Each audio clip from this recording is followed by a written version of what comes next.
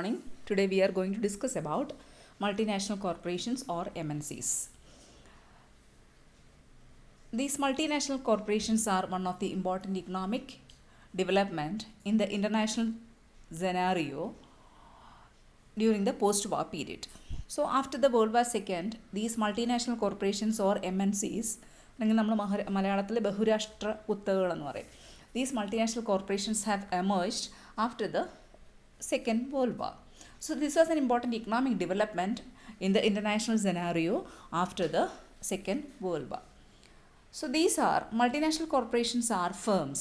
They are firms who own, control or manage production facilities in several countries. So we can define a multinational corporation as a firm. It can be defined as a firm that own, control or manage production facilities in several countries. ധാരാളം രാജ്യങ്ങളിൽ എന്താണ് പ്രൊഡക്ഷനെ control ചെയ്യുകയും അല്ലെങ്കിൽ സ്വന്തമായി production നടത്തുകയും അല്ലെങ്കിൽ അവയെ manage ചെയ്യുകയും ചെയ്യുന്ന വലിയ ഫേംസിനെയാണ് നമ്മൾ മൾട്ടിനാഷണൽ കോർപ്പറേഷൻസ് എന്ന് പറയുന്നത്. ധാരാളം രാജ്യങ്ങളിൽ ഇവരുടെ ഓപ്പറേഷൻസ് നിലനിൽക്കുന്നുണ്ടാവും. അങ്ങനെയുള്ള ഒരു വലിയ എൻറ്റിറ്റി അല്ലെങ്കിൽ വലിയൊരു ഫേമിനെയാണ് നമ്മൾ ഈ മൾട്ടിനാഷണൽ കോർപ്പറേഷൻസ് എന്ന് നമ്മൾ പറയുന്നത്. So when we discuss the size of the multinational corporations, we can say that today about 25% of the total world output is contributed by the MNCs or multinational corporations. About 25% of the world output is contributed by the multinational corporations, and as well as the intra-firm trade. Intra-firm trade means trade among the parent firms and its foreign affiliates. അതായത് parent firms ഉണ്ടാവും, അവരുടെ foreign affiliates ഉണ്ടാവും, അവരുടെ വിദേശ രാജ്യങ്ങളിലുള്ള അവരുടെ subsidiaries അല്ലെങ്കിൽ അവരുമായി ബന്ധപ്പെട്ട മറ്റ് ഫേംസ് ഉണ്ടാവും. അപ്പോൾ അങ്ങനെയുള്ള ട്രേഡിനെയാണ് നമ്മൾ ഫോറിൻ ഇൻട്രാ-ഫേം ട്രേഡ് എന്ന്. അപ്പോൾ trade among parent firms and it's foreign affiliates. അതായത് പേരൻറ്റ് ഫേംസും അവരുടെ വിദേശ രാജ്യങ്ങളിലുള്ള അഫിലിയേറ്റ്സും തമ്മിലുള്ള ട്രേഡിനെയാണ് നമ്മൾ ഇൻട്രാ-ഫേം ട്രേഡ് എന്ന് പറയുന്നത്.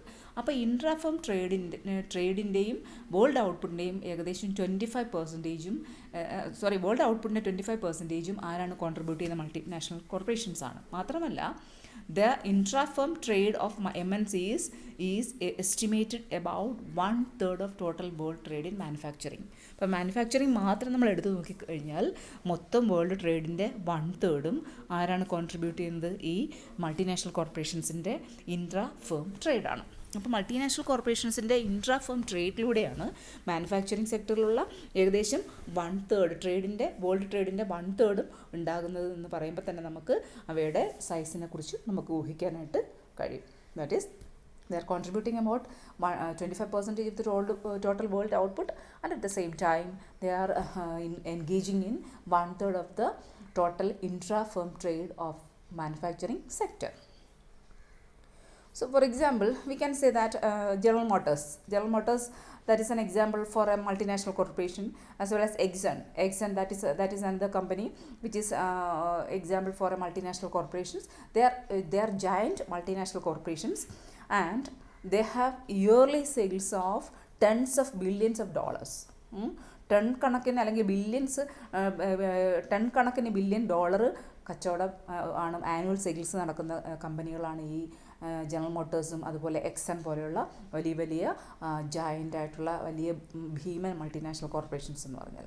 അതായത് the sales of these countries account for the total national income of a handful of countries. നമ്മൾ ഏകദേശം ഒരു പിടി രാജ്യങ്ങൾ എടുത്ത് നോക്കിക്കഴിഞ്ഞാൽ അവരുടെ ടോട്ടൽ നാഷണൽ ഇൻകം എന്ന് പറയുന്നത് ഇവരുടെ ഈ ജനറൽ മോട്ടോഴ്സ്, എക്സൺ പോലെയുള്ള ഭീമൻ മൾട്ടിനാഷണൽ കോർപ്പറേഷൻസിൻ്റെ സെയിൽസിൻ്റെ തുല്യമായിരിക്കും. അത്രയ്ക്ക് വലിയ tons of billions of sales, yearly sales ചെയ്യുന്ന മൾട്ടിനാഷണൽ കോർപ്പറേഷൻസാണ് ഈ ജനറൽ മോട്ടോഴ്സ് അതുപോലെ എക്സൺ പോലെയുള്ള കമ്പനികളെന്ന് പറയുന്നത്. അപ്പം അങ്ങനെ നമുക്ക് ഇത് പറയുന്നതെന്ന് വെച്ചാൽ അവരുടെ ആ ഒരു പ്രാധാന്യത്തെക്കുറിച്ച് പറയാൻ വേണ്ടിയാണ് നമ്മളിത് പറയുന്നത്. മാത്രമല്ല most of the international direct investments are undertaken by these MNCs. മാത്രമല്ല പ്രധാനപ്പെട്ട ഇൻ്റർനാഷണൽ ഇൻവെസ്റ്റ്മെൻറ്റ്സും ഫോറിൻ ഡയറക്റ്റ് ഇൻവെസ്റ്റ്മെൻറ്റ് നമ്മളിപ്പോൾ പറഞ്ഞിരുന്നു കഴിഞ്ഞ ക്ലാസ്സുകളിൽ. ഫോറിൻ ഡയറക്റ്റ് ഇൻവെസ്റ്റ്മെൻറ്റ്സ് വിദേശ രാജ്യങ്ങളിൽ കൂടുതലും ചെയ്യുന്നത് ഈ മൾട്ടിനാഷണൽ കോർപ്പറേഷൻസാണ്. അപ്പോൾ സാധാരണ ഈ പ്രോസസ്സിൽ ഈ മൾട്ടിനാഷണൽ കോർപ്പറേഷൻസ് ഫോറിൻ ഡയറക്റ്റ് ഇൻവെസ്റ്റ്മെൻറ്റിലൊക്കെ പിന്നെ ഏർപ്പെടുന്ന ഈ പ്രക്രിയയിൽ സാധാരണ there will be a parent firm, ഒരു പേരൻറ്റ് ഫേം ഉണ്ടാവും. They provides its foreign affiliates with managerial expertise. അപ്പോൾ ഈ പേരൻറ്റ് ഫേം അവരുടെ വിദേശ രാജ്യങ്ങളിലുള്ള അവരുടെ അഫിലിയേറ്റ്സ് ഉണ്ടാവും, അവരുമായി ബന്ധപ്പെട്ട് പ്രവർത്തിക്കുന്ന ഫേമുകളുണ്ടാവും.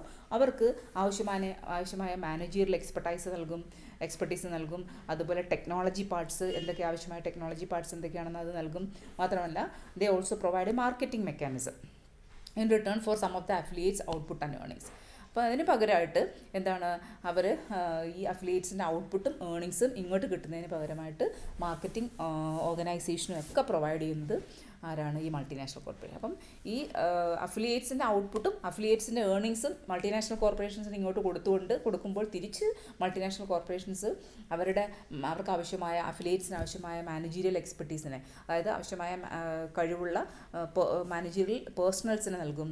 ടെക്നോളജി പാർട്സ് ആവശ്യമായ ടെക്നോളജി കൊടുക്കും. മാത്രമല്ല മാർക്കറ്റിംഗ് ഓർഗനൈസേഷൻ, അവർക്ക് ആവശ്യമായ മാർക്കറ്റിംഗ് ഓർഗനൈസേഷനൊക്കെ പ്രൊവൈഡ് ചെയ്യുന്നത്, മാർക്കറ്റിംഗ് സംവിധാനമൊക്കെ പ്രൊവൈഡ് ചെയ്യുന്നത് ഈ മൾട്ടിനാഷണൽ കോർപ്പറേഷൻസാണ്. അതാണ് അവരുടെ ഒരു സൈസിനെ കുറിച്ചും അവരുടെ ഒരു ഇമ്പോർട്ടൻസിനെ കുറിച്ചും നമുക്ക് പറയാനായിട്ടുള്ളത്.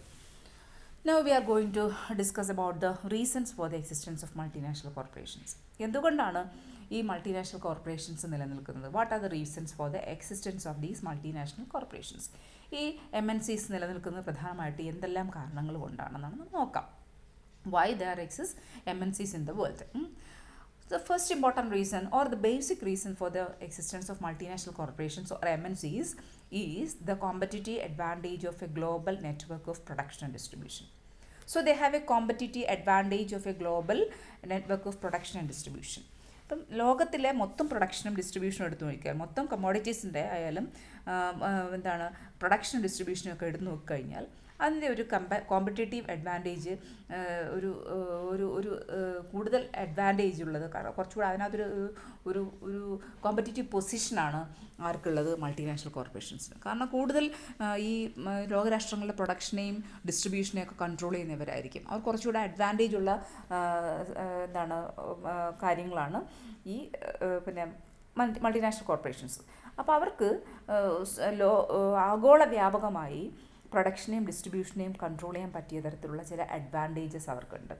അതാണ് ഒന്നാമതായി ഇത് നിലനിൽക്കാനുള്ള പ്രധാനപ്പെട്ട കാരണമെന്ന്. അപ്പോൾ ഈ കോമ്പറ്റേറ്റീവ് അഡ്വാൻറ്റേജ് പ്രത്യേകിച്ചും രണ്ട് തരത്തിലാണ് ഉണ്ടാകുന്നത്. അതായത് അവർക്ക് ഫോറിൻ അഫിലിയേറ്റ്സ് ഉണ്ടെന്ന് നമ്മൾ പറഞ്ഞു. ആ ഫോറിൻ അഫിലിയേറ്റ്സ് എന്നുള്ള വെർട്ടിക്കൽ ഇൻ്റഗ്രേഷനിലൂടെയും ഹൊറിസോണ്ടൽ ഇൻ്റഗ്രേഷനിലൂടെയാണ് പ്രധാനമായിട്ടും ഈ കോമ്പറ്റേറ്റീവ് അഡ്വാൻറ്റേജ് ഈ മൾട്ടിനാഷണൽ കോർപ്പറേഷൻസ് ഉണ്ടാകും. അപ്പോൾ ലോകരാഷ്ട്രങ്ങളുടെ പ്രൊഡക്ഷൻ്റെയും ഡിസ്ട്രിബ്യൂഷൻ്റെയും ഒരു പ്രധാനപ്പെട്ട ഭാഗം കൈകാര്യം ചെയ്യാനുള്ള ഒരു കോമ്പറ്റേറ്റീവ് അഡ്വാൻറ്റേജ്, അല്ലെങ്കിൽ അവർക്ക് അതിനുള്ള ഒരു മുൻതൂക്കമുണ്ട്. അതുണ്ടാകാനുള്ള പ്രധാനപ്പെട്ട രണ്ട് കാരണങ്ങളെന്ന് പറയുന്നത് അവരുടെ അഫിലിയേറ്റ്സിൽ നിന്നുള്ള വെർട്ടിക്കൽ ഇൻ്റഗ്രേഷനും ഹൊറിസോണ്ടൽ ഇൻ്റഗ്രേഷനുമാണ്. അപ്പോൾ ഈ വെർട്ടിക്കൽ ഇൻ്റഗ്രേഷനും ഹൊറിസോണ്ടൽ ഇൻ്റഗ്രേഷനും എന്താണ് മീൻ ചെയ്യുന്നത് നമുക്ക് നോക്കാം. അപ്പോൾ വെർട്ടിക്കൽ ഇൻ്റഗ്രേഷൻ എന്ന് പറഞ്ഞാൽ നമ്മളിവിടെ പറയുന്ന മീൻ ചെയ്യുന്നത് വെച്ചാൽ most of the multinational corporations or MNCs, they can ensure the supply of raw materials from foreign countries. മാത്രമല്ല ഈ വെർട്ടിക്കൽ ഇൻ്റഗ്രേഷൻ നമ്മൾ മീൻ ചെയ്യുന്നത് വെച്ചാൽ MNCs can ensure the supply of raw materials as well as semi finished products or intermediate products, and thus they can take advantage of the imperfections which are found in foreign markets. അപ്പോൾ നമുക്ക് ഈ vertical integration എന്ന് പറഞ്ഞാൽ അതിൻ്റെ meaning എന്ന് വെച്ചാൽ നമ്മൾ ഉദ്ദേശിക്കുന്നത് ഈ മൾട്ടിനാഷണൽ കോർപ്പറേഷൻസിന് അവരുടെ ഫോറിൻ അഫിലിയേറ്റ്സ് ഉണ്ടാവും. ആ രാജ്യങ്ങളിൽ നിന്ന് എന്ത് ചെയ്യും? അവർക്ക് റോ മെറ്റീരിയൽസും അതുപോലെ ഇൻ്റർമീഡിയറ്റ് പ്രോഡക്ട്സും ഉറപ്പുവരുത്താനായിട്ട് കഴിയും. അതിൻ്റെ സപ്ലൈ അവർക്ക് ഉറപ്പുവരുത്താൻ കഴിയും. അങ്ങനെ അതായത് ഇൻട്രാഫേം ട്രേഡ് നമ്മൾ നേരത്തെ പറഞ്ഞു അല്ലേ? നമ്മൾ ഇൻട്രാഫേം ട്രേഡ്, അതായത് ഈ മൾട്ടിനാഷണൽ കോർപ്പറേഷൻസ് അതായത് ഒരു പേരൻറ്റ് ഫേം ഉണ്ടാവും, ആ പേരൻറ്റ് ഫേമും അതുപോലെ അഫിലിയേറ്റ്സ് ഉണ്ടാവും. ആ അഫിലിയേറ്റ്സും തമ്മിലുള്ള ട്രേഡിലൂടെ നിരന്തരം അവർക്ക് ആവശ്യമായ റോ മെറ്റീരിയൽസും അതുപോലെ ഇൻ്റർമീഡിയറ്റ് പ്രോഡക്ട്സ് എന്ന് വെച്ചാൽ സെമി ഫിനിഷ്ഡ് പ്രോഡക്ട്സും ഇതിനിടയ്ക്ക് പ്രൊഡക്ഷന് വേണ്ടി സഹായിക്കുന്ന മറ്റ് പ്രോഡക്ട്സ് ഉണ്ടാവാം, ഇൻ്റർമീഡിയറ്റ് പ്രോഡക്ട്സും ഒക്കെ ഇതിൻ്റെയൊക്കെ സപ്ലൈ ഉറപ്പുവരുത്താൻ അവർക്ക് ഇൻട്രാഫേം ട്രേഡിലൂടെ കഴിയുന്നുണ്ട്. മാത്രമല്ല അങ്ങനെ എന്താണ് they can make use of the imperfections often found in foreign markets. അങ്ങനെ ഫോറിൻ മാർക്കറ്റിൽ കാണുന്ന പലതരത്തിലുള്ള ഇംപെർഫെക്ഷൻസിനെയും, അതായത് പലതരത്തിലുള്ള കോമ്പറ്റീറ്റീവ് സിറ്റുവേഷൻസിനെയും ഫേസ് ചെയ്തുകൊണ്ട്, അങ്ങനെ ഒരു മാർക്കറ്റ് ഇംപെർഫെക്ഷൻസ് ഉള്ളതുകൊണ്ട്, ഇംപെർഫെക്റ്റ് കണ്ടീഷൻസ് നിലനിൽക്കുന്നതുകൊണ്ട് അതിനെയൊക്കെ ഒന്ന് എന്താണ് അഡ്വാൻറ്റേജ് ആക്കിയെടുത്ത് അങ്ങനെ നിരന്തരം അവർക്കുള്ള റോ മെറ്റീരിയൽസും അതുപോലെ തന്നെ എന്താണ് സെമി ഫിനിഷ്ഡ് പ്രോഡക്ട്സ് അല്ലെങ്കിൽ ഇൻ്റർമീഡിയറ്റ് പ്രോഡക്ട്സിൻ്റെയൊക്കെ സപ്ലൈ ഉറപ്പുവരുത്താൻ അവർക്ക് കഴിയും. അത് ഒരു പ്രധാനപ്പെട്ട ഒരു കാരണമാണ്. ഈ കോമ്പറ്റീറ്റീവ് അഡ്വാൻറ്റേജ് ഉണ്ടാകാനുള്ള ഒരു പ്രധാനപ്പെട്ട കാരണമാണ് ഈ വെർട്ടിക്കൽ ഇൻ്റഗ്രേഷൻ. അവർക്ക് മറ്റു പിന്നെ എന്താണ് ജയൻറ്റ് ഫേംസിനെ അല്ലെങ്കിൽ മറ്റ് ഫേംസിനെ അപേക്ഷിച്ച്, മറ്റു രാഷ്ട്രങ്ങളെ അപേക്ഷിച്ച് കോമ്പറ്റീറ്റീവ് അഡ്വാൻറ്റേജ് ഉണ്ടാകാനുള്ള ഒരു പ്രധാനപ്പെട്ട കാരണമാണ് വെർട്ടിക്കൽ ഇൻ്റഗ്രേഷൻ. വെർട്ടിക്കൽ ഇൻ്റഗ്രേഷൻ എന്ന് വെച്ചാൽ എന്താണ് പറയുന്നത്? Continuous supply of raw materials from foreign affiliates. അതാണ് പ്രധാനമായിട്ടും ഉദ്ദേശിക്കുന്നത്. അപ്പം അതുപോലെ തന്നെ they can provide better distribution and service networks. മാത്രമല്ല അവർക്ക് അവരുടെ സേവനങ്ങളായാലും അവരുടെ പ്രോഡക്റ്റ്സ് ആയാലും വളരെ നല്ല രീതിയിൽ ഡിസ്ട്രിബ്യൂട്ട് ചെയ്യാനുള്ള നല്ലൊരു നെറ്റ്വർക്ക് ഉണ്ട്, അല്ലെങ്കിൽ ഒരു ശൃംഖല അവരുടെ കയ്യിൽ മൾട്ടിനാഷണൽ കോർപ്പറേഷൻസിനുണ്ട്. അതും ഇവർക്ക് ഒരു കോമ്പറ്റീറ്റീവ് അഡ്വാൻറ്റേജ് നേടാനായിട്ട് സഹായിക്കുന്ന ഒരു ഫാക്ടറാണ്. So second is horizontal integration. അപ്പോൾ ഹൊറിസോണ്ടൽ ഇൻ്റഗ്രേഷൻ എന്ന് പറഞ്ഞാൽ ഇവിടെ മീൻ ചെയ്യുന്നതെന്ന് പറഞ്ഞാൽ ദേ ഹാവ് ഫോറിൻ അഫിലിയേറ്റ്സ്. അപ്പം ഓരോ മൾട്ടിനാഷണൽ കോർപ്പറേഷൻസിനും ഫോറിൻ അഫിലിയേറ്റ്സ് ഉണ്ടാവും. അപ്പം ഈ ഫോറിൻ അഫിലിയേറ്റ്സിലൂടെ they can better protect and exploit their monopoly power. അവർക്ക് എന്താണ് ഈ ഫോറിൻ അഫിലിയേറ്റ്സിലൂടെ അവരുടെ മൊണോപ്പൊളി പവറിനെ അല്ലെങ്കിൽ അവരുടെ കുത്തകയെ പ്രൊട്ടക്റ്റ് ചെയ്യാനും, അതുപോലെ തന്നെ അവരുടെ പ്രോഡക്ട്സ് ആ ലോക്കൽ കണ്ടീഷൻസ് അനുസരിച്ച്, അല്ലെങ്കിൽ ലോക്കൽ ഒരു പ്രദേശത്തെ ടേസ്റ്റും അവിടുത്തെ ജനങ്ങളുടെ ടേസ്റ്റും അവരുടെ പ്രിഫറൻസും അനുസരിച്ച് പ്രോഡക്ട്സിന് ചേഞ്ച് വരുത്താനൊക്കെ അവർക്ക് പറ്റും. മാത്രമല്ല എന്താണ് അങ്ങനെ they can ensure consistent product quality. അവരുടെ പ്രോഡക്റ്റിൻ്റെ ക്വാളിറ്റി ഉറപ്പുവരുത്താനൊക്കെ അവർക്ക് ഈ ഫോറിൻ അഫിലിയേറ്റ്സിലൂടെ പറ്റും.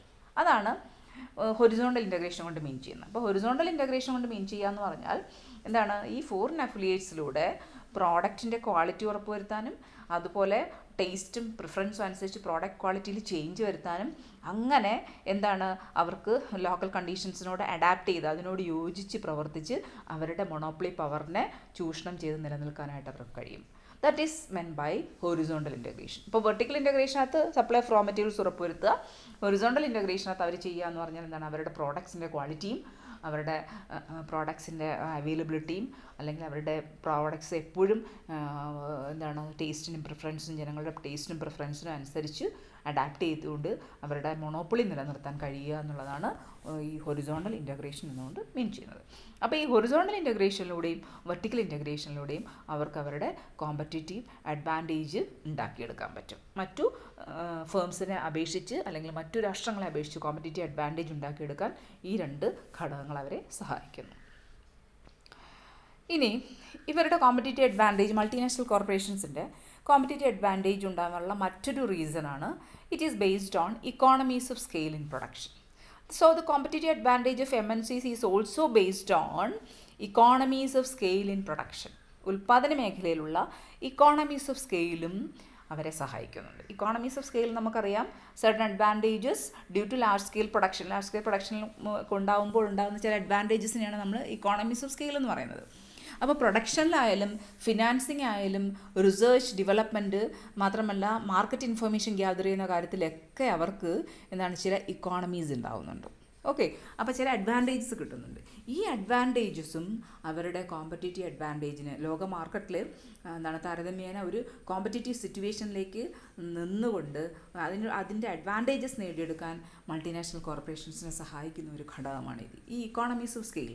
The advantages rising out of പ്രൊഡക്ഷനകത്തും ദെൻ ഫിനാൻസിങ്ങിൽ നിന്നും അവരുടെ പിന്നെ ഈ ഓരോ ഓപ്പറേഷൻസിന് വേണ്ടി അവരുടെ ചിലവഴിക്കുന്ന പണത്തിൽ നിന്നും, അതുപോലെ റിസർച്ച് ആൻഡ് ഡെവലപ്മെൻറ്റ്, അവരുടെ പ്രോഡക്റ്റ് ക്വാളിറ്റി ഇമ്പ്രൂവ് ചെയ്യുന്നതിന് വേണ്ടി അവർ ചെയ്യുന്ന റിസർച്ച് ഡെവലപ്മെൻറ്റ്, അതുപോലെ മാർക്കറ്റ് ഇൻഫർമേഷൻ, അവരുടെ മാർക്കറ്റിനെ കുറിച്ചുള്ള ഇൻഫർമേഷൻ ഗ്യാദർ ചെയ്യുന്ന കാര്യത്തിൽ, ഇതിലൊക്കെ അവർക്ക് ചില അഡ്വാൻറ്റേജസ് ഉണ്ട്.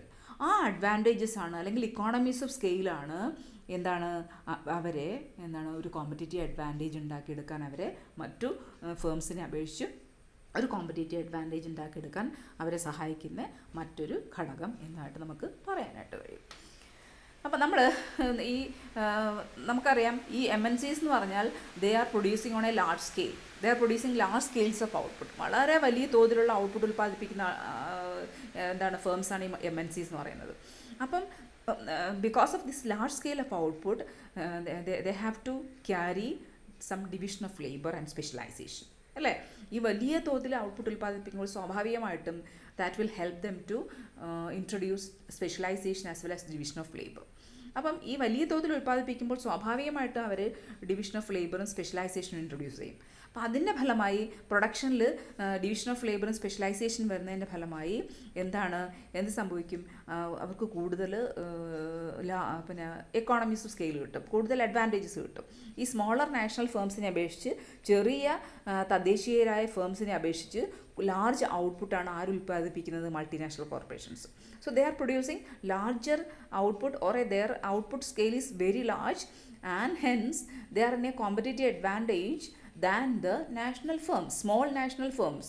So because their output is large, they can introduce specialization as well as division of labor in production. So അങ്ങനെയുള്ള ഒരു സാഹചര്യത്തിൽ അങ്ങനെ ധാരാളം ഡിവിഷൻ ഓഫ് ലേബറും സ്പെഷ്യലൈസേഷൻ കൊണ്ടുവരുമ്പോൾ അത് അവർക്ക് സഹായകമാകും. അപ്പോൾ സാധാരണ ഈ അതുപോലെ തന്നെ they can produce certain components of A product which require only unskilled labour. അതായത് അവരുടെ ഒരു ഉൽപ്പന്നം ഉൽപ്പാദിപ്പിക്കുന്നതിന് അതിൻ്റെ ചില കമ്പോണൻസ് ആവശ്യമാവും. ആ കമ്പോണൻസ് അവർക്ക് അൺസ്കിൽഡ് ആയിട്ടുള്ള ലേബറേഴ്സിനെ കൊണ്ട് ഉൽപ്പാദിപ്പിക്കാൻ പറ്റും. അപ്പോൾ അവരെന്ത് ചെയ്യും? ഈ അൺസ്കിൽഡ് ലേബറേഴ്സിനെ കൊണ്ട് ഉൽപ്പാദിപ്പിക്കുന്ന ഈ കമ്പോണൻസ് ലോ വേജ് നേഷൻസിൽ കൊണ്ടുപോയി ഉൽപ്പാദിപ്പിക്കും. അതായത് വളരെ കൂലി കുറച്ച് കൊടുക്കാവുന്ന നേഷൻസ് ഉണ്ടാവും, കൂലി അതായത് വേജ് വളരെ കുറവുള്ള കൺട്രീസ് ഉണ്ടാവും. ആ കൺട്രീസിലെ ലേബറേഴ്സിനെ കൊണ്ട്, അവിടുത്തെ ലേബറേഴ്സ് എന്ന് വെച്ചാൽ അൺസ്കിൽഡ് ആയിരിക്കും. സ്കിൽഡ് ലേബറേഴ്സിനാണ് വേജ് കൂടുതൽ കൊടുക്കേണ്ടി വരിക. പക്ഷേ അൺസ്കിൽഡ് ലേബറേഴ്സ് ആകുമ്പോൾ അവരുടെ വേജ് കുറവായിരിക്കും. അതുകൊണ്ട് സ്വാഭാവികമായിട്ടും അവർക്ക് ചില പ്രോഡക്ട്സിൻ്റെ ചില കമ്പോണൻസ് ആവശ്യമായിരിക്കും. അവരതിൻ്റെയും ഈ അൺസ്കിൽഡ് ലേബറേഴ്സിനെ കൊണ്ട് പ്രൊഡ്യൂസ് ചെയ്തിട്ട് എന്നിട്ട് ഇത് ഷിപ്പ് ചെയ്ത് എവിടേക്കാണോ കൊണ്ടുപോകേണ്ടത് അവിടെ കൊണ്ടുവന്ന് അസംബിൾ ചെയ്യും. അതാണ് അവരുടെ ചെയ്യുന്ന പണി. അങ്ങനെ ഒരു അഡ്വാൻറ്റേജ് ഉണ്ടാക്കിയെടുക്കാനും ഈ മൾട്ടിനാഷണൽ കോർപ്പറേഷൻസ് കഴിയും. So they are using these unskilled laborers for producing certain components which are needed for their main product. എന്നിട്ട് these components are produced at a low wage by using the unskilled laborers from the low wage nations, and these components are shipped to whatever destination they need, and from these places or from these destinations they convert them into, or they assemble them into a full product. അവർ അവിടെ കൊണ്ടുവന്ന് ഇതിനൊരു മൊത്തത്തിലുള്ള ഒരു പ്രോഡക്റ്റായിട്ട് assemble ചെയ്യുകയാണ് ചെയ്യുന്നത്. അതാണ് ഈ multinational കോർപ്പറേഷൻസിൻ്റെ വേറൊരു അഡ്വാൻറ്റേജ് എന്ന് പറയുന്നത്. അവർക്ക് എടുക്കാൻ പറ്റുന്ന വലിയൊരു അത് പ്രത്യേകിച്ചും ഒരു ലാർജ് സ്കെയിൽ ഓഫ് ഔട്ട്പുട്ട് ഉൽപ്പാദിപ്പിക്കുകയാണെങ്കിൽ മാത്രമേ കഴിയുള്ളൂ. സ്മോൾ സ്കെയിൽസ് ഓഫ് ഔട്ട്പുട്ടിന് ഇങ്ങനെയുള്ള ഒരു അഡ്വാൻറ്റേജ് ഒന്നും യൂസ് ചെയ്യാനായിട്ട് അവർക്ക് കഴിയില്ല. അതൊരു റീസണാണ് മൾട്ടിനാഷണൽ കോർപ്പറേഷൻസ് ഫ്ലറിഷ് ചെയ്യാനുള്ള ഒരു പ്രധാനപ്പെട്ട ഒരു റീസണാണ്. നെക്സ്റ്റ്, ഇനി പ്രധാനമായിട്ടും വേറൊരു കാരണമായിട്ട് പറയുന്നത് multinational corporations as MNCs as well as their affiliates have greater access to international capital markets. ഈ മൾട്ടിനാഷണൽ കോർപ്പറേഷൻസും അവരുടെ അഫിലിയേറ്റ്സിനും ഇൻ്റർനാഷണൽ ക്യാപിറ്റൽ മാർക്കറ്റിലേക്ക്, അന്താരാഷ്ട്ര മൂലധന വിപണിയിലേക്ക് കൂടുതൽ ആക്സസിബിലിറ്റി ഉണ്ട്. പെട്ടെന്ന് കടന്നു ചെല്ലാൻ കഴിയും ഇവർക്ക്. ഈ വളരെ സുഗമമായി ഇൻ്റർനാഷണൽ ക്യാപിറ്റൽ മാർക്കറ്റിലേക്ക് കടന്നു ചെല്ലാൻ, അതായത് ഒരു നാഷണൽ ഫേമിനെ അപേക്ഷിച്ച് ഒരു തദ്ദേശീയരായ ഒരു രാജ്യത്തിലെ അവിടുത്തെ ഫേംസിനെ അപേക്ഷിച്ച് ഈ മൾട്ടിനാഷണൽ കോർപ്പറേഷൻസിനും അവരുടെ അഫിലിയേറ്റ്സിനും അന്താരാഷ്ട്ര മൂലധന വിപണിയിലേക്ക് കടന്നു ചെല്ലാനും അങ്ങനെ വലിയ വലിയ പ്രോജക്ട്സ് ഫിനാൻസ് ചെയ്യാൻ അവരെ സഹായിക്കുകയും ചെയ്യും. അങ്ങനെ അവർക്ക് they are in a better position, these MNCs are in a better position to finance large projects. അപ്പോൾ അങ്ങനെ അവർക്ക് വലിയ വലിയ പ്രോജക്ട്സിന് ഫിനാൻസ് ചെയ്യാൻ അവർക്ക് കഴിയും. അപ്പോൾ അവർക്ക് ഈ ഇൻ്റർനാഷണൽ ക്യാപിറ്റൽ മാർക്കറ്റിൽ അവർക്ക് എൻ്റർ ചെയ്യാൻ പറ്റുമെങ്കിൽ അവർക്ക് അവിടെ നിന്ന് മൂലധന വിപണിയിൽ നിന്ന് കടമെടുക്കാൻ കഴിയും. അങ്ങനെ വലിയ വലിയ പ്രോജക്ട്സിന് അവർക്ക് തന്നെ ഫിനാൻസ് ചെയ്യാൻ കഴിയും. അങ്ങനെ നാഷണൽ ഫേംസിനെ അപേക്ഷിച്ചു, അല്ലെങ്കിൽ സ്മോളർ നാഷണൽ ഫേംസിനെ അപേക്ഷിച്ച് തദ്ദേശീയരായ ഫേംസിനെ അപേക്ഷിച്ച് മൾട്ടിനാഷണൽ കോർപ്പറേഷൻസിന് പ്രത്യേകത എന്ന് പറഞ്ഞാൽ they can have more access or more accessibility to international capital market. അപ്പോൾ ക്യാപിറ്റൽ മാർക്കറ്റിൽ അന്താരാഷ്ട്ര മൂലധന വിപണിയിൽ എന്താണ് കടന്നു കയറാനും ഒക്കെ ആക്സസിബിലിറ്റി കൂടുതലുള്ളവരാണ് ഈ നാഷണൽ ഫേംസിനേക്കാൾ കൂടുതലായിട്ടുള്ളത് ഈ മൾട്ടിനാഷണൽ കോർപ്പറേഷൻസിനാണ്. അതുകൊണ്ട് അവർക്ക് പെട്ടെന്ന് ആക്സസിബിലിറ്റി ഉണ്ട്, മാത്രമല്ല അവർക്ക് വലിയ വലിയ പ്രോജക്ട്സ് ഫിനാൻസ് ചെയ്യാനായിട്ട് കഴിയുകയും ചെയ്യും. അതും നമ്മുടെ മൾട്ടിനാഷണൽ കോർപ്പറേഷൻസ് നിലനിൽക്കാനുള്ളൊരു പ്രധാനപ്പെട്ട കാരണമാണ്. അപ്പോൾ നമ്മൾ നേരത്തെ പറഞ്ഞു റിസർച്ച് ആൻഡ് ഡെവലപ്മെൻറ്റ്, അവർ ഓരോ പ്രോഡക്ട്സിൽ അവർ ചെയ്യുന്ന റിസർച്ച് ആൻഡ് ഡെവലപ്മെൻറ്റ് എന്ന് പറയുന്നത്. അപ്പം these MNCs can concentrate on R&D means research and development in one or few advanced Nations also. അവർക്ക് ഇഷ്ടപ്പെട്ട ഏറ്റവും അവരുടെ ലക്ഷ്യങ്ങൾക്കൊക്കെ അനുയോജ്യമായ അഡ്വാൻസ്ഡ് നേഷൻസ് അവർക്ക് തിരഞ്ഞെടുക്കാനും അവിടെ അവർക്ക് റിസർച്ച് ആൻഡ് ഡെവലപ്മെൻറ്റ് ചെയ്യാനും കഴിയും. അങ്ങനെ എന്താണ് അവിടെ നല്ല ടെക്നിക്കൽ പേഴ്സണൽസും നല്ല ഫെസിലിറ്റീസും ഒക്കെ അവൈലബിൾ ആയിരിക്കും ഈ വലിയ അഡ്വാൻസ്ഡ് നേഷൻസിൽ. അപ്പോൾ അവർക്ക് ആ അഡ്വാൻസ്ഡ് നേഷൻസിനെ സെലക്ട് ചെയ്യുകയും അവിടെ കൊണ്ടുവന്ന് അവർക്ക് ആവശ്യമായ റിസർച്ച് ആൻഡ് ഡെവലപ്മെൻറ്റ് കണ്ടക്ട് ചെയ്യുകയും ചെയ്യാം. കാരണം അവിടെ നല്ല ടെക്നിക്കൽ പേഴ്സണൽസിന് ലഭിക്കും, നല്ല ഫെസിലിറ്റീസ് ലഭ്യമാകും. അപ്പോൾ അങ്ങനെ വരുമ്പോൾ അവർ ഇങ്ങനെയുള്ള വലിയ അഡ്വാൻസ്ഡ് നേഷൻസിനെ സെലക്ട് ചെയ്തിട്ട് അവിടെ അവരുടേതായ റിസർച്ചും ഡെവലപ്മെൻറ്റും മറ്റു കാര്യങ്ങളും കണ്ടക്ട് ചെയ്യുകയും ചെയ്യും. അതും ഈ മൾട്ടിനാഷണൽ കോർപ്പറേഷൻസിനെ സഹായിക്കുന്ന ഒരു പ്രധാനപ്പെട്ട ഘടകമാണ്. ഇനി നമ്മൾ വേറൊരു കാരണമായിട്ട് പറയുന്നതെന്ന് പറഞ്ഞാൽ ഈ നമ്മൾ ഫോറിൻ അഫിലിയേറ്റ്സിൻ്റെ കാര്യം പറഞ്ഞു, മൾട്ടിനാഷണൽ കോർപ്പറേഷൻസിൻ്റെ അഫിലിയേറ്റ്സിൻ്റെ കാര്യം പറഞ്ഞു. അവരുടെ ഒരു പ്രത്യേകത എന്ന് പറഞ്ഞാൽ they always funnel information from around the world to the parent firm. അവരെപ്പോഴും they channel information or they collect information from around the world. ലോകത്തു നിന്ന് മൊത്തം ഇൻഫർമേഷൻ കളക്ട് ചെയ്ത് ആർക്ക് കൊടുക്കും? ഈ മൾട്ടിനാഷണൽ കോർപ്പറേഷൻ അല്ലെങ്കിൽ ടു ദ പേരൻറ്റ് ഫേമിന് കൊടുക്കും. അങ്ങനെ എന്താണ് this multinational corporations are placed in a better position than the national firms. അപ്പോൾ നാഷണൽ ഫേംസിനെ അപേക്ഷിച്ച് ഈ മൾട്ടിനാഷണൽ കോർപ്പറേഷൻസ് കുറച്ചും കൂടെ നല്ലൊരു പൊസിഷനിലേക്ക് എത്തുന്നു. കാരണം they are better informed because their affiliates are collecting information for them and they are channelizing this information to the parent firm. So these MNCs are in a better position in information collection than these national firms. So they are in a better position and hence they can evaluate, they can anticipate, or they can take advantages of changes in the comparative cost, consumers' taste and market conditions etc. അപ്പോൾ അതുകൊണ്ട് ഇങ്ങനെ പ്രത്യേകിച്ച് കൃത്യമായിട്ട് information ഇവർക്ക് കിട്ടിക്കൊണ്ടിരിക്കുന്നുണ്ട്. They can always take advantage of changes in comparative cost. Comparative കോസ്റ്റിലുണ്ടാകുന്ന മാറ്റങ്ങൾ, comparative cost theory നിങ്ങൾ പഠിച്ചിട്ടുണ്ടാവും റിക്കാർഡോടെ. അതായത് ഏത് രാഷ്ട്രമാണോ കമ്പാരിറ്റീവ്ലി കോസ്റ്റ് കുറച്ച് ഉൽപ്പാദിപ്പിക്കാൻ പറ്റുന്ന രാജ്യം, ആ രാജ്യം കൂടുതൽ ആ കമ്മോഡിറ്റി ഉൽപ്പാദിപ്പിക്കും. അതെന്നല്ല നമ്മൾ പഠിച്ചിട്ടുള്ളത്. അപ്പോൾ ആ കമ്പാരിറ്റീവ് കോസ്റ്റിനെ കുറിച്ച് ഉള്ള വിവരങ്ങൾ കൃത്യമായിട്ട് ഏത് രാജ്യത്താണോ കോസ്റ്റ് കുറവുള്ളതെന്ന് അവർക്ക് പ്രത്യേകിച്ച് വിവരങ്ങൾ കിട്ടും. കൺസ്യൂമേഴ്സിൻ്റെ ടേസ്റ്റിനെ കുറിച്ച് വിവരങ്ങൾ കിട്ടും. മാർക്കറ്റ് കണ്ടീഷൻസ് എന്താണ്, എവിടെയാണ് കൂടുതൽ ഡിമാൻഡുള്ളത്, ഏത് മാർക്കറ്റിലേക്ക് സപ്ലൈ ചെയ്താൽ കൂടുതൽ ലാഭം കിട്ടും. അപ്പോൾ അങ്ങനെയുള്ള ഇൻഫർമേഷൻസ് ഒക്കെ കൃത്യമായിട്ട് അവർക്ക് ഈ ഫോറിൻ അഫിലിയേറ്റ്സ് അവർക്ക് കളക്ട് ചെയ്ത് കൊടുക്കും. അപ്പോൾ അങ്ങനെ സ്വാഭാവികമായിട്ടും വരുമ്പോൾ they have better information than these national ഫേംസിനേക്കാൾ വളരെ കൂടുതൽ ഇൻഫർമേഷൻ കിട്ടുന്ന ആൾക്കാരായിരിക്കും ഈ മൾട്ടിനാഷണൽ ഫേംസ് എന്ന് പറയുന്നത്. അതും അവരെ വളരെയധികം സഹായിക്കുന്നുണ്ട്. അപ്പം ഈ സാധാരണ ഈ വലിയ കോർപ്പറേഷൻസ് എന്ന് വെച്ചാൽ they are investing in abroad അല്ലേ.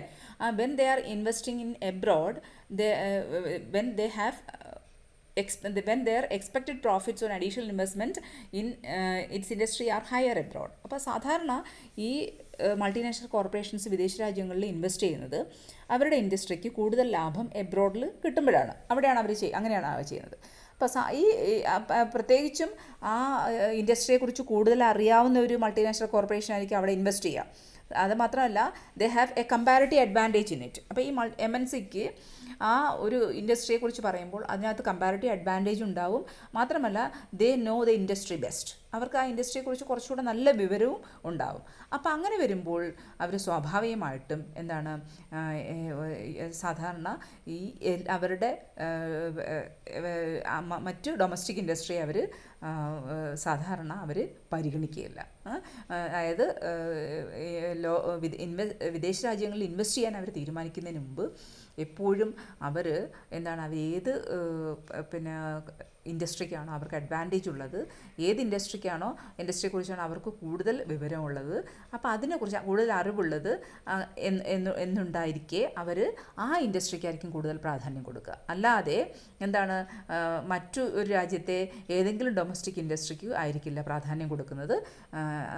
ലോകരാഷ്ട്രങ്ങളിൽ അല്ലെങ്കിൽ മറ്റു രാജ്യങ്ങളിൽ, വിദേശ രാജ്യങ്ങളിൽ ഇൻവെസ്റ്റ് ചെയ്യാൻ തയ്യാറാവുമ്പോൾ സ്വാഭാവികമായിട്ടും അവർക്ക് ഏത് ഇൻഡസ്ട്രിക്കാണോ കമ്പാരിറ്റീവ് അഡ്വാൻറ്റേജ് ഉള്ളത്, ഏത് ഇൻഡസ്ട്രിയെക്കുറിച്ചാണോ കൂടുതൽ അവർക്ക് നല്ല അറിവുള്ളത്, ആ ഇൻഡസ്ട്രിക്ക് മാത്രമേ പ്രാധാന്യം കൊടുക്കുന്നുള്ളൂ. വിദേശ രാജ്യങ്ങളിലെ ഡൊമസ്റ്റിക് ഇൻഡസ്ട്രിക്ക് അവർ കൂടുതൽ പ്രാധാന്യം കൊടുക്കുകയില്ല.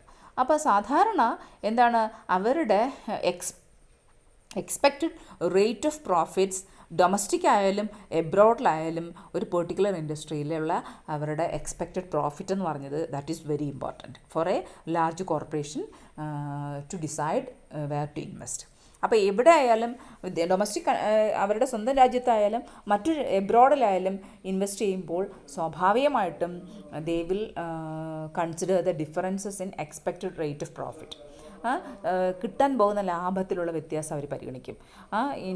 ഡൊമസ്റ്റിക് ഇൻഡസ്ട്രിയിൽ ഇൻവെസ്റ്റ് ചെയ്താലോ അല്ലെങ്കിൽ വേറെ ഏതെങ്കിലും ഇൻഡസ്ട്രിയിൽ ഇൻവെസ്റ്റ് ചെയ്താലാണോ കൂടുതൽ ലാഭം ഉണ്ടാവുന്നത്, ആ എക്സ്പെക്റ്റഡ് റേറ്റ് ഓഫ് പ്രോഫിറ്റ് എപ്പോഴും ആര് കൺസിഡർ ചെയ്യും? ഈ മൾട്ടിനാഷണൽ കോർപ്പറേഷൻസ് ഡൊമസ്റ്റിക് ഇൻഡസ്ട്രിയിലായാലും എബ്രോഡിൽ വിദേശ രാജ്യത്തുള്ള ഇൻഡസ്ട്രിയിൽ ഇൻവെസ്റ്റ് ചെയ്യാൻ നേരത്തും അവർ ആ കാര്യങ്ങൾ സാധാരണയായി പരിഗണിക്കാറുണ്ട്. What is the difference in expected rate of profit? Domestic ഇൻഡസ്ട്രിയിൽ ഇൻവെസ്റ്റ് ചെയ്താൽ എത്ര പ്രോഫിറ്റ് കിട്ടും, അല്ലെങ്കിൽ ഫോറിൻ ഇൻഡസ്ട്രിയിൽ ഇൻവെസ്റ്റ് ചെയ്താൽ എത്ര പ്രോഫിറ്റ് കിട്ടും? ഇത് രണ്ടും കൂടെ പരിഗണിച്ചുകൊണ്ടായിരിക്കും അവരെപ്പോഴും ഇൻവെസ്റ്റ്മെൻറ്റ് ഡിസിഷൻസ് എടുക്കുന്നത്. അതുകൊണ്ടാണ് നമ്മൾ ഉദാഹരണം പറഞ്ഞു കഴിഞ്ഞാൽ Toyota is N automotive investment, that is A Japanese company, and Toyota automotive investments in United States and IBM computer investments in Japan. അപ്പം ഈ ടൊയോട്ടോ US കൊണ്ടുപോയി ഇൻവെസ്റ്റ് ചെയ്യുന്നുണ്ട്. അതുപോലെ IBM എന്ന് പറയുന്നവർ IBM കമ്പനി അമേരിക്കൻ കമ്പനിയാണ്. They are making investments in Japan. അത് എന്താണ്, they are only after considering the expected rate of profit. ആ റേറ്റ് ഓഫ് പ്രോഫിറ്റ് നോക്കിക്കൊണ്ടുകൊണ്ടാണ് അവരത് ചെയ്യുന്നത്. അതുപോലെ തന്നെ ധാരാളം ജാപ്പനീസ് ഇലക്ട്രോണിക് കമ്പനികൾ MNCs ഉണ്ടാവും. അവർ യുണൈറ്റഡ് സ്റ്റേറ്റ്സിൽ പ്രൊഡ്യൂസ് ചെയ്യുന്നുണ്ട്. അത് പ്രത്യേകിച്ചും ഈ ഇലക്ട്രോണിക് MNCs പ്രത്യേകിച്ചും ചെയ്യുന്നത് അതായത് അമേരിക്കയിലെ കമ്പ്യൂട്ടർ മാർക്കറ്റിനെ ആക്രമിച്ച് അതിനെ കൺട്രോൾ ചെയ്യാൻ വേണ്ടി ആണ് പ്രധാനമായിട്ടും ചെയ്യുന്നത്.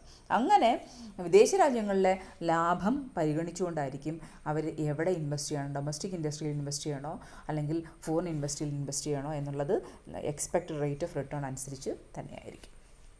അപ്പോൾ ഈ എല്ലാ പറഞ്ഞ വിവരങ്ങളുടെയും ഒരു മീനിങ് എന്ന് പറഞ്ഞാൽ multinational corporations are oligopolist. Multinational corporations എന്ന് വെച്ചാൽ ഒളിഗോപ്പൊളിസ്റ്റ് ആണ്. ഒളിഗോപ്പൊളിസ്റ്റ് എന്ന് വെച്ചാൽ നമുക്കറിയാം എന്താണ് ഒളിഗോപ്പൊളിയുടെ പ്രത്യേകത എന്നറിയാം. Oligopoly means it's A market in which there are few sellers, അല്ലേ, പ്രൊഡ്യൂസിങ് ഡിഫറൻഷ്യേറ്റഡ് പ്രോഡക്ട്സ്, അല്ലേ, ഡിഫറൻഷ്യേറ്റഡ് ആയിട്ടുള്ള പ്രോഡക്ട്സ് ഉൽപ്പാദിപ്പിക്കുന്ന ഫ്യൂ സെല്ലേഴ്സ് ഉള്ള ഒരു മാർക്കറ്റിനെ നമ്മൾ ഒളിഗോപ്പൊളിസ്റ്റിക് മാർക്കറ്റ് എന്ന് പറയുന്നത്. അതുപോലെ ഈ MNCs എന്ന് പറഞ്ഞാൽ they are oligopolist. They are selling for the most part differentiated products. അങ്ങനെയുള്ള പ്രോഡക്റ്റ്സ് ആണ് അവർ വിൽക്കുന്നത്, ഡിഫറൻഷ്യേറ്റഡ് പ്രോഡക്റ്റ്സ് ആണ് വിൽക്കുന്നത്. And they are often developed as described by the technological gap and product cycle models as produced under strong economies of scale. അപ്പം അവർ എന്താണ് technological ഗ്യാപ്പും അതുപോലെ ഓരോ പ്രോഡക്ട്സിൻ്റെയും വ്യത്യസ്തതകളും ഒക്കെ കണക്കിലെടുത്തുകൊണ്ട് ഇക്കോണമീസ് ഓഫ് സ്കെയിലൊക്കെ പരിഗണിച്ചുകൊണ്ട് അതൊക്കെ നേടിക്കൊണ്ട് വളരെ നല്ല രീതിയിൽ ഉൽപ്പാദിപ്പിക്കുന്ന ഒളിഗോപ്പൊളിസ്റ്റ് മാർക്കറ്റുകളാണ്, ഒളിഗോപ്പൊളിസ്റ്റുകളാണ് ഈ MNCs നമുക്ക് പ്രത്യേകിച്ച് പറയാം.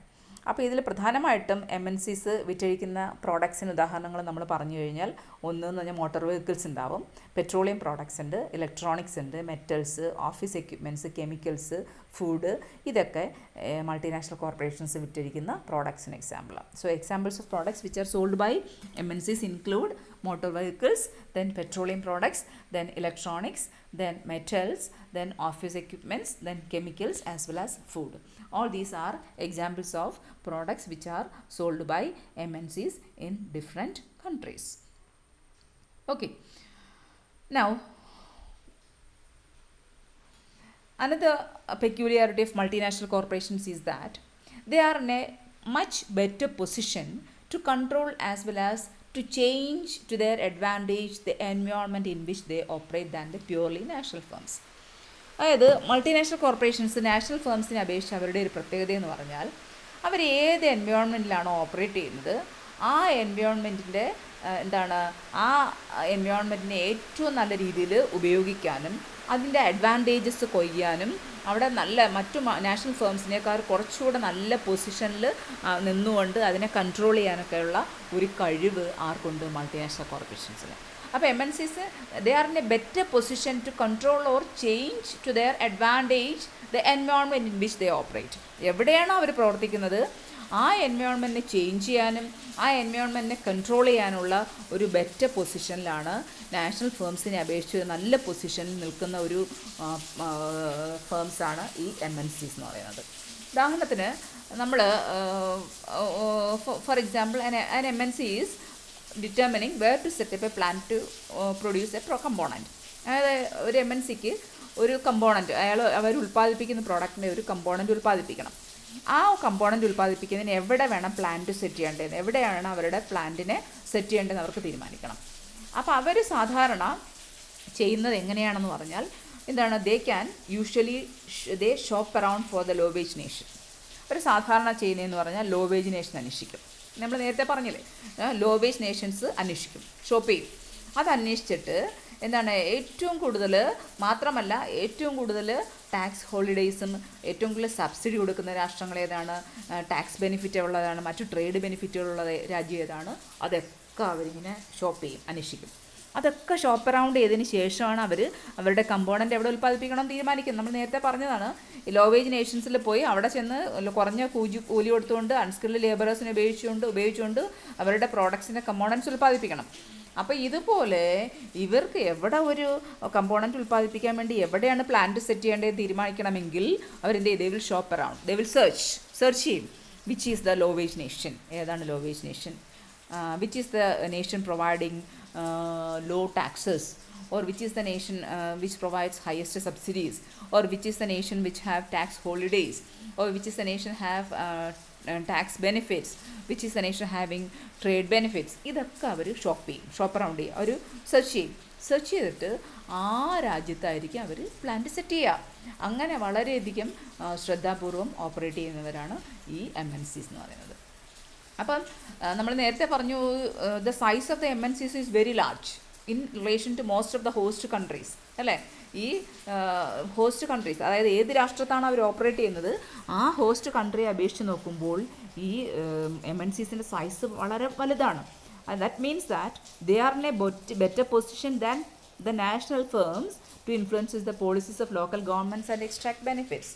അതായത് ഒരു രാജ്യത്തെ ഒരു ഹോസ്റ്റ് കൺട്രിയിൽ എവിടെയാണോ ഈ MNC ഓപ്പറേറ്റ് ചെയ്യുന്നത് ആ രാജ്യത്തിലെ നാഷണൽ ഫേംസിനെ അപേക്ഷിച്ച് വളരെ വളരെ വലിയ big ഫേംസാണ് MNCs.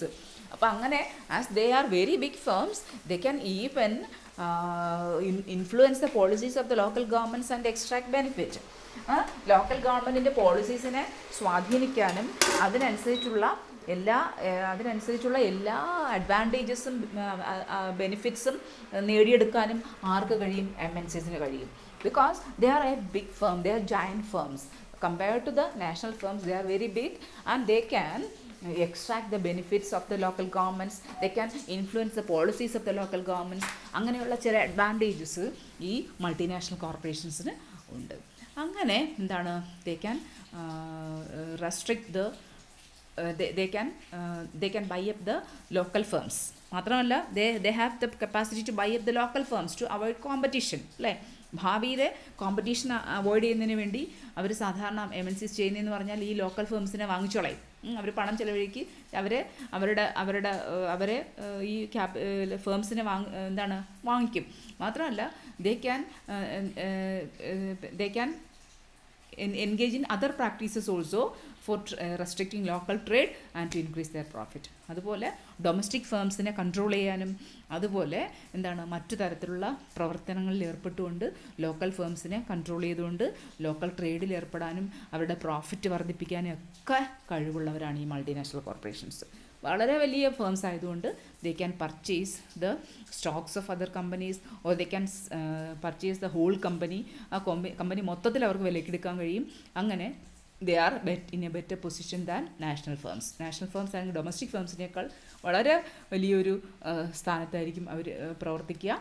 They can thus restrict the local trade as well as increase their profit. അങ്ങനെ ട്രേഡിനെ കൺട്രോൾ ചെയ്യുകയും അവരുടെ പ്രോഫിറ്റിനെ വർദ്ധിപ്പിക്കാനും ഒക്കെ മൾട്ടിനാഷണൽ കോർപ്പറേഷൻസിന് കഴിയും. അപ്പം അതുപോലെ they have greater diversification in there products, അല്ലേ?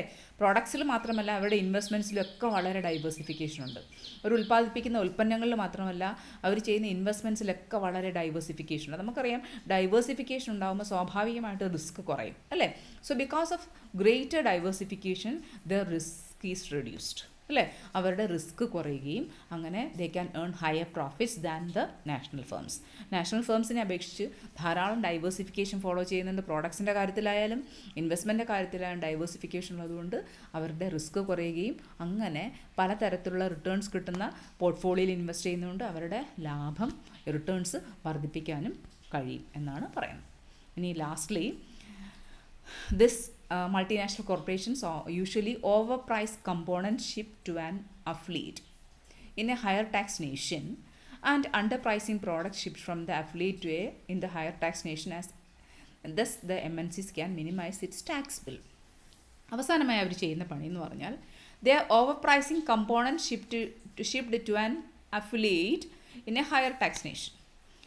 അതായത് ഒരു ഹയർ ടാക്സ് ലേക്ക് കൊണ്ടുപോകുന്ന ഒരു പ്രോഡക്റ്റ്സ് ഉണ്ടാവും. അപ്പോൾ അവർ എന്ത് ചെയ്യും? അവർ കൃത്രിമമായി ഈ കമ്പോണൻസിന് എന്ത് ചെയ്യും? ഓവർ പ്രൈസിങ് ചെയ്യും. They are artificially over pricing components shipped to an affiliate in a higher tax nation. അതായത് വലിയ ടാക്സ് നിലനിൽക്കുന്ന ഒരു രാജ്യത്തിലെ അഫിലിയേറ്റിനാണ് അവർ പ്രോഡക്ട്സ് കൊണ്ടുപോകാൻ പോകുന്നത്. അപ്പോൾ ആ കമ്പോണൻസ് കൊണ്ടുവന്നു ആ കമ്പോണൻസിന് എന്ത് ചെയ്യും? ഓവർ പ്രൈസ് ചെയ്യും, കൂടിയ പ്രൈസ് ചെയ്യും, ചുമത്തും. മാത്രമല്ല എന്താണ്, ഒരു അഫിലിയേറ്റിൽ നിന്ന് അതായത് ഹയർ ടാക്സ് നിലനിൽക്കുന്ന ഒരു രാജ്യത്ത് പ്രവർത്തിക്കുന്ന അഫിലിയേറ്റിൽ നിന്ന് കൊണ്ടുപോകുന്ന പ്രോഡക്ട്സിന് എന്ത് ചെയ്യും? അണ്ടർ പ്രൈസ് ചെയ്യും.